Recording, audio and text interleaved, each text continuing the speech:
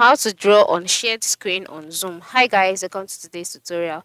In this tutorial, I will teach you how you can draw on shared screen on Zoom. So how do you do this? The first step is to log in into your Zoom account, of course, and then select your meeting and start your meeting.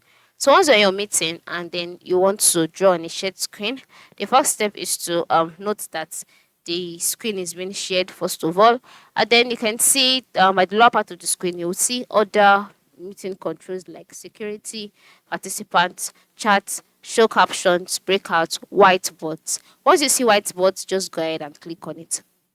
Once you click on it, you'll be brought to the page, or the whiteboard page, where you see whiteboards, you see templates. All right. So in this video, we'll be dealing with the whiteboard itself. Then once you've seen this, the next step is to select whiteboards. Move to the left side and select whiteboards, and then you can select the one already, and then once you selected it, you will see the option, how do you want to open the board. Do you want it to be in the presentation mode, or you want to collaborate with other people to use this board? Whichever one, select it and then click on open board, and then you wait for the board experience to load. Once it has loaded, this is how the page looks like. And then to draw, just move to the left side of the screen again, and then you see some options like select pen shape. So just select the pen, select the color you want. This is the eraser. Select the kind of line thickness.